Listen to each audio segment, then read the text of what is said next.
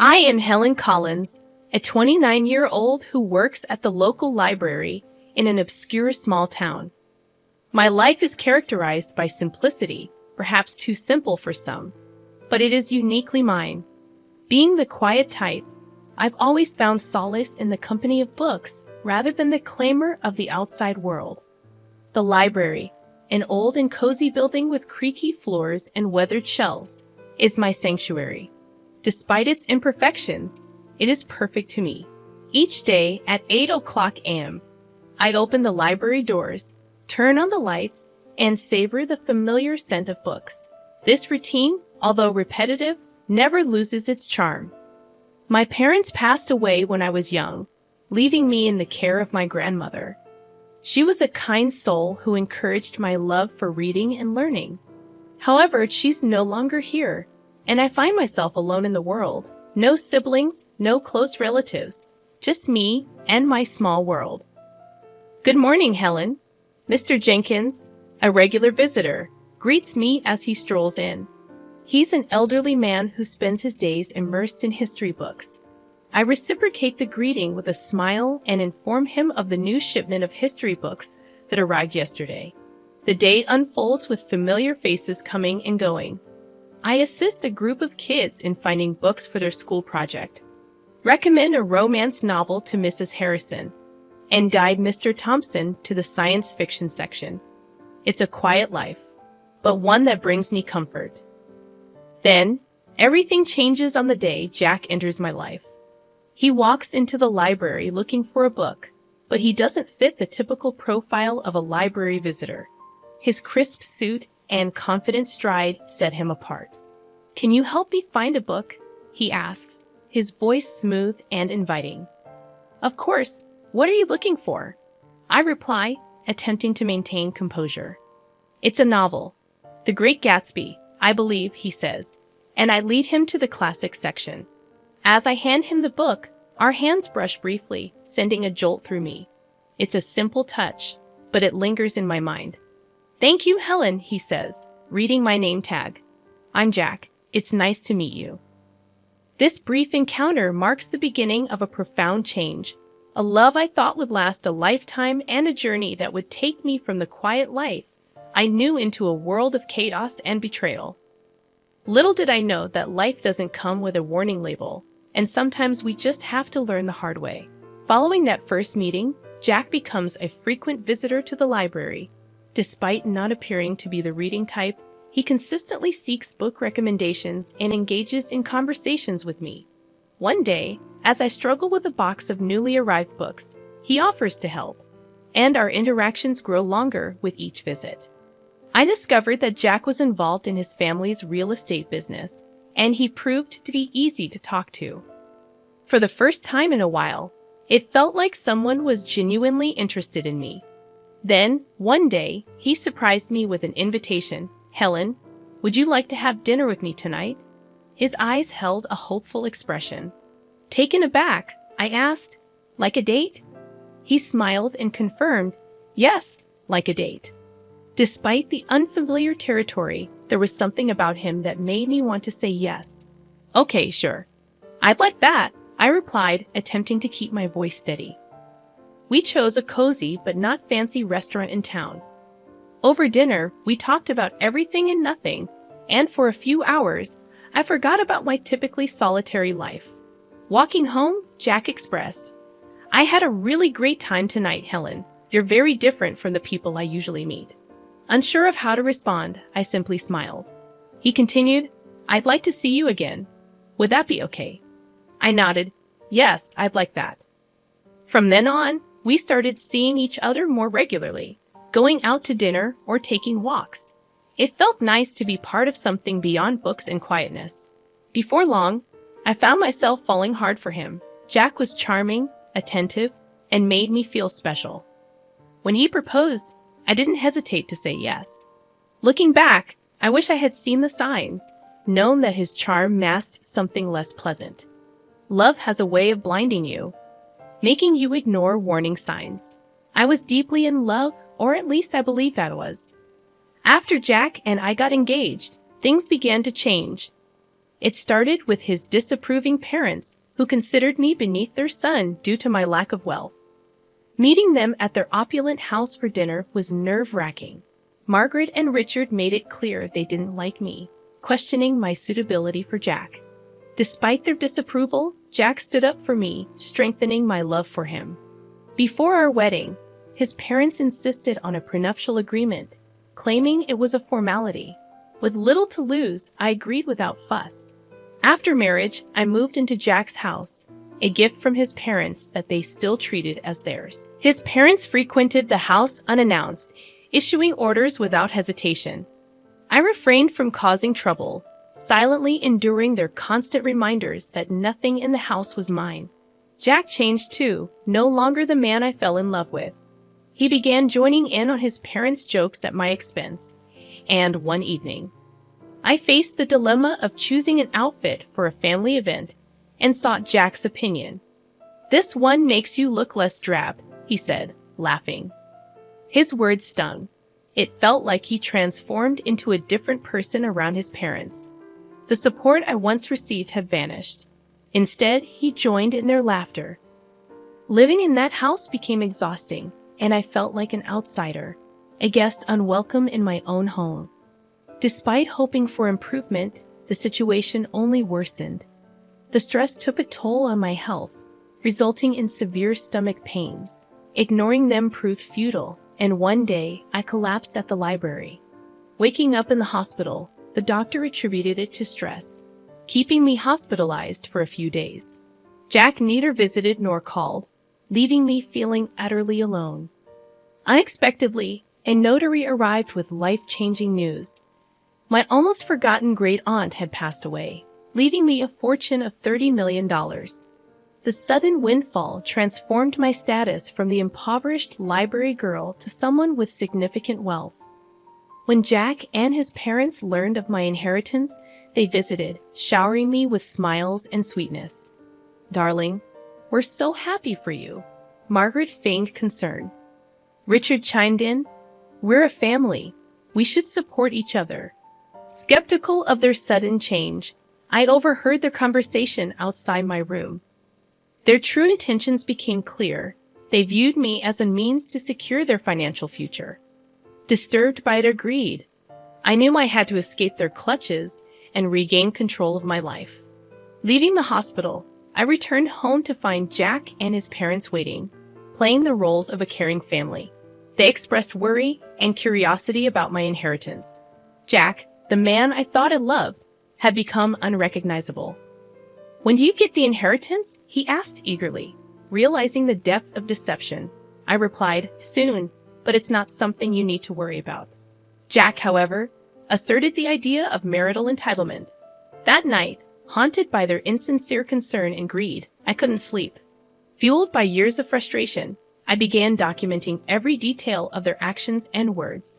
The next morning, armed with evidence, I met with a lawyer. Shocked by the situation, he'd assured me that the prenuptial agreement would protect my interests. Empowered by this revelation, I returned home to find Jack and his parents in the living room. "There she is, our brave girl," Richard greeted with a falsely warm smile. Clutching my purse, I gathered the courage to speak. "I have something to say," I announced, my voice unwavering. The room fell silent as I declared, "I'm filing for divorce." The shock rippled through the room, and Margaret erupted in anger, threatening legal action to claim a share of my inheritance. I delved into my purse and retrieved a copy of the prenuptial agreement. "Actually, you can't. This states that neither of us can claim the other's property in case of divorce," I calmly pointed out. For the first time, they were left speechless, and I seized control of the situation. Standing up, I declared, "I'm leaving. I don't want any of you to contact me." Walking out of that house, their shouts and insults trailed behind me. It was the most challenging thing I'd ever done, but as I drove away, a weight lifted off my shoulders. I felt free from their disdain and manipulation. For the first time in years, I felt like I could breathe. Despite uncertainties about the future, I rented a small apartment in the city. It wasn't extravagant, but it was mine. A sense of peace washed over me, and even though I was still dealing with the divorce, I felt equipped to handle it. One day, the lawyer called with information about my great-aunt's will.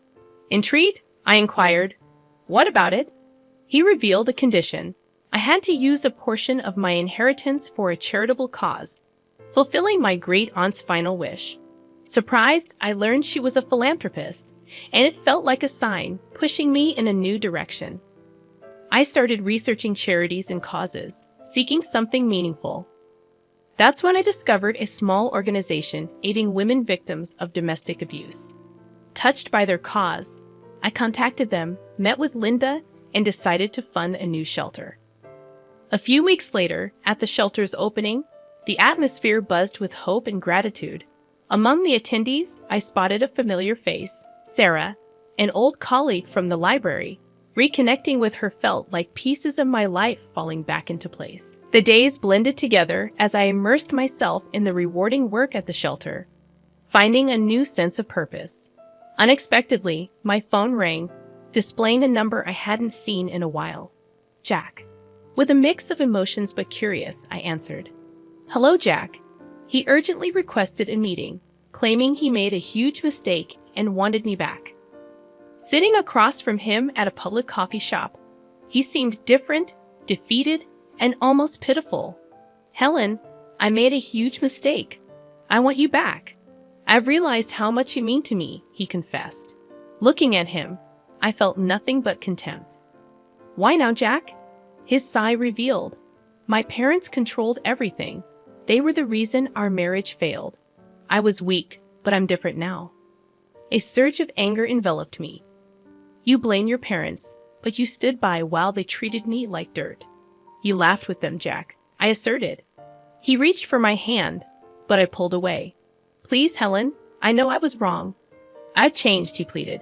Staring at him, I saw the man I once loved, but now I felt nothing for him.